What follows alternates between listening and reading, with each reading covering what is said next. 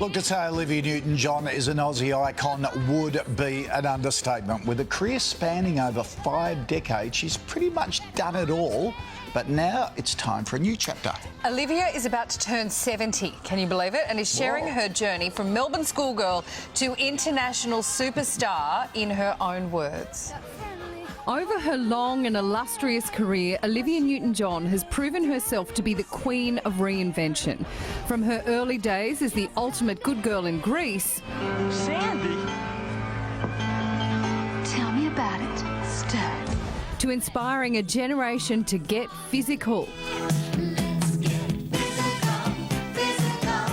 After 10 #1 hits and 4 Grammy Awards, Olivia is a certified national treasure. How are things down under? Oh, fine, thanks. As our Olivia prepares to turn 70 later this month, she's released a memoir detailing a life well lived. She gets candid about the tabloid rumours. Oh, my goodness. I have a slew of kids out there somewhere. Her heartbreak. Accept the things I can't change. And how breast cancer changed her life. It's a battle she's had to face 3 times. 5 years ago, cancer returned to her shoulder. In an interview with 7 Sunday Night, she explained why that was a journey she kept private. It's my life, and I just decided to keep it to myself. Now there's a tumour at the base of her spine. I'm treating it naturally and doing really well. The cancer is tough, but Olivia Newton-John has proven time and time again she is tougher.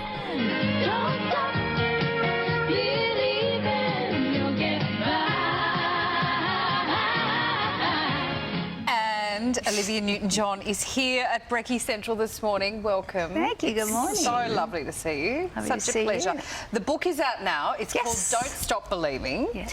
Why did you decide to write a memoir now? Well, it's interesting. I think it really was prompted by the fact that they were going to do a TV movie about me, and I didn't know what they were going to say. I thought, well, you know, I better write my own version. Yeah. And then it became kind of a pleasurable thing to do. Yeah, tell us about the title, Don't Stop Believing. Don't Stop Believing is a John Farrar song that I've always loved, and it's kind of my ethos. Don't give in, never give up, and don't stop believing. Yeah. Good. And you've had a lot of battles to overcome. But before we talk about that, you're about to turn 70. And I think a lot of people will hear that this morning and go, no, stop it. You are just such a part of all of our lives, of Australia. Is there anything that is still on your bucket list professionally that you would still want to do? Oh, goodness. I never think there is, and then something comes up and it sounds fun, but I've done everything, and the icing on the cake as well, so I feel very grateful for anything that happens now. What are the things you're proudest of? Is it the centre? I remember years ago we covered your walk along the Great Wall of China to raise money for it. It's been a labour of love, hasn't it? It has. I think building the Cancer Wellness Centre in Melbourne is my great passion. Yeah. And I'm very proud that $1 from every book goes to the centre. Oh, great. And so that adds to, you know, keeping the wellness programs going, and I'm very, very proud of it. And that set-up story there, 3 times you've battled cancer. I don't like to say battled, I like to say win over, because battle sets up this anger and inflammation that you don't want. Yeah. So I'm going to win over it again. Yeah. Yes, well said. How are you feeling now? And I mean, you're a survivor, aren't you? You're wonderful. Yes, I am a thriver. I'm very grateful for my life. You seem to have great balance in your life.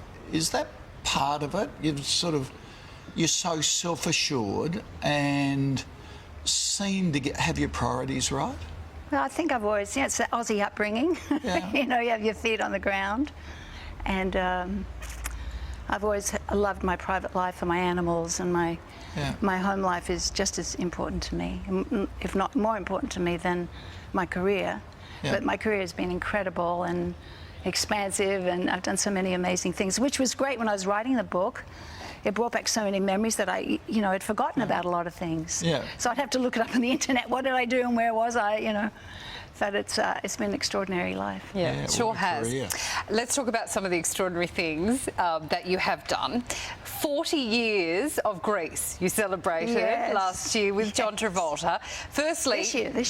Yeah. do you still see much of him and you still get on? And what I mean, that's an iconic role. Really, it was. I mean, who knew at the time? Because I was playing this role and the stage show was successful, but who knew it was still going to be beloved all these years later? Well, and every dress up for school function of an 80s or a 70s, it has to be the most dressed character. I think so. Don't you I think? Yeah. Even I birthday get more parties pictures from dress friends, up. their kids going as Sandy. Well, there's me. Olivia. How This was on the adorable. way to Koshi's 60th, which has come as your favourite, what was it, rock and roll star? Yeah. And that's great. not that I associate you with hardcore rock and roll, but I just love you so much that do you find that flattering, or do you get sick of people going, I dressed up as you? No, I think it's wonderful. Yeah. I hope I did you justice. You look great. You look great.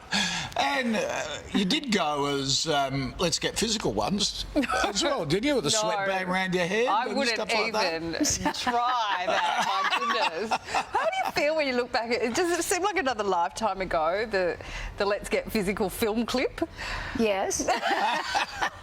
All those things. I mean, it's like different parts of yourself. Don't you look back at yourselves when you're teenagers? Yeah. And you're a different person now. I mean, you've learned from all those times, but I find it really quite amusing. All those things. Oh, no. Well, it's lovely to have you here. It's lovely to be here.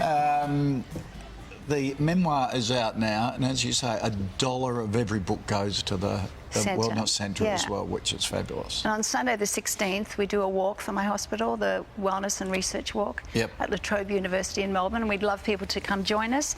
And if not, you can join online and become Livy's Legs and walk for me virtually all over the world, which is what people are doing. Oh, Okay, so that's next Sunday, the 16th in Melbourne. Yes. So we'll put all the details on our Yeah, website thank of you. how That'd you be can great. sign up to that. Yeah. Olivia, it's so lovely to see you. Oh, it's lovely We to do be love here. you. Thank you. And we'll see you soon. hopefully. Thank you. Thanks for having me.